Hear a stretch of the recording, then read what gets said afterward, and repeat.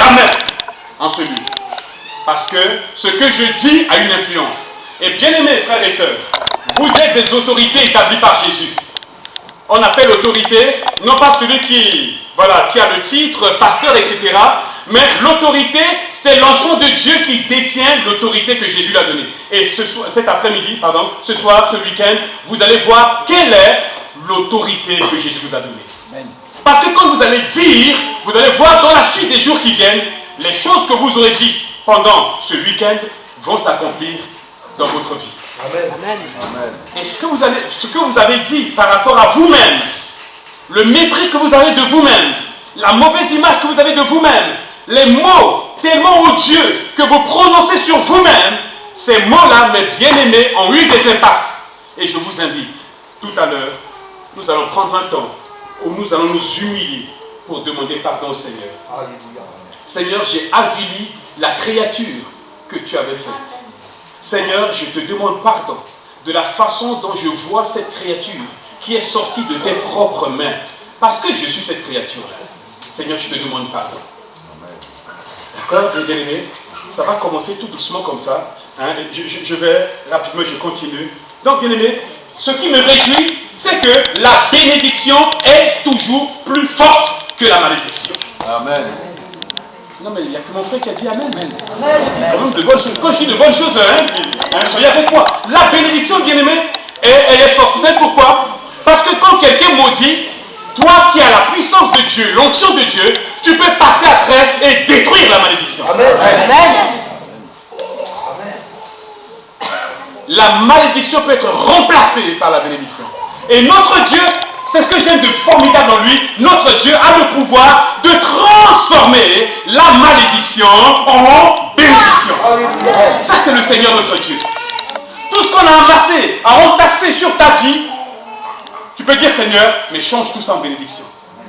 Ils attendaient que tu meurs, et voilà que tu es debout. Ils attendaient que tu sois vraiment, que tu traînes, tu mendies ton pain, et tu es là, en train de marcher, vivant bien, en bonne santé, dans la joie. L'Éternel, ton Dieu, a changé la malédiction en bénédiction. Amen. Dans le passé, mes bien-aimés, les parents bénissaient continuellement leurs enfants. Et les patriarches, avant de quitter la terre, ils réunissaient leur famille et ils les bénissaient. J'aimerais que mes enfants, mes petits-enfants, mes arrière-petits-enfants après moi, reçoivent ce qui est sur ma vie, l'onction qui est sur ma vie, la bénédiction qui est sur ma vie, qu'ils puissent recevoir. Quand je dis je me mets à ta place.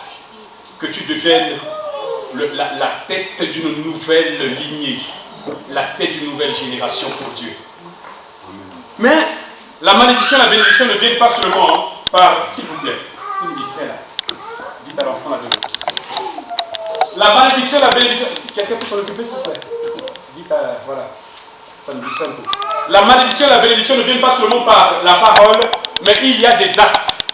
Et nous allons voir quelques signes qui montrent que si quelqu'un a une malédiction sur sa vie, et je vais parcourir très rapidement.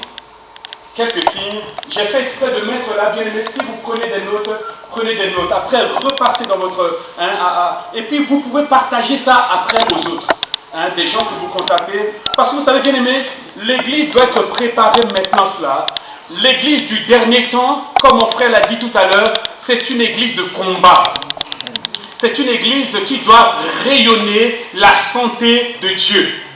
Nous, les gens qui vont rentrer dans l'église de plus en plus, auront besoin de ce message-là. Et un pasteur tout seul ne pourra plus faire le travail.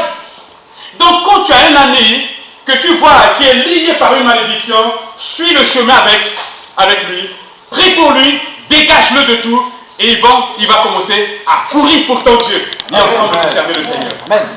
Premier signe, bien aimé, qui montre que quelqu'un a une malédiction sur sa vie, c'est lorsque sur sa vie, le ciel est comme fermé. Et avec des phénomènes surnaturels bizarres. Il y a comme une dureté sur... Il prie, c'est comme si ses prières ne sont pas exaucées. Il traîne, il y a une atmosphère qui n'est pas normale. Cette personne la prie. il prie, il demande à Dieu. Mais il y a comme quelque chose qui bloque. En ce moment-là, tu dois te poser des questions. Qu'est-ce qui ne va pas dans ta vie? Deuxième signe, parce qu'il faut qu'on aille rapidement. On a beaucoup de choses à partager. Deuxième signe, bien aimé. C'est la pauvreté continuelle. Pauvreté continuelle chez un chrétien qui vit une vie normale. Il ne vit pas dans le péché. Il aime son Dieu. Il prie, il jeûne, il fait tout. Il donne sa dîme. Mais c'est comme s'il n'arrive pas à expliquer pourquoi les fins du mois sont si durs. Pourquoi ces projets n'aboutissent pas. Il y a quelque chose qui bloque. Pourquoi? Il n'a pas à vivre ce que Deutéronome dit, et nous allons surtout donc utiliser ce passage-là de Deutéronome, ce livre-là, bien aimé, lisez-le. Vous savez, il nous est dit que l'humanité tout entière, l'histoire de l'humanité tout entière, se trouverait dans les 5 premiers livres de la Bible. Parce que c'est là que Dieu a dicté sa parole, ses lois pour l'éternité. Donc ils nous disent que c'est déjà terminé, l'Ancien Testament, on n'en parle plus. Non, mon frère, ma soeur. Jésus a accompli seulement les lois cérémonielles. C'est-à-dire, aujourd'hui, on n'a plus le droit, on n'a plus à abattre un mouton, un veau, etc. C'est déjà fait dans son sacrifice. Les sacrifices lévitiques, ils sont contenus, c'est terminé. Mais les lois morales restent encore valables. Et dans ces lois morales, Dieu nous dit ceci, quelque chose de fort. Je reviendrai, je ne touche pas à tout ce qui concerne la bénédiction, on en parlera plus tard, pour nous permettre de faire asseoir ce soir la base de notre message. Voyez-vous, un chrétien, un enfant de Dieu, il est passé plus vite que moi. Un enfant de Dieu, on revient sur le point numéro 2.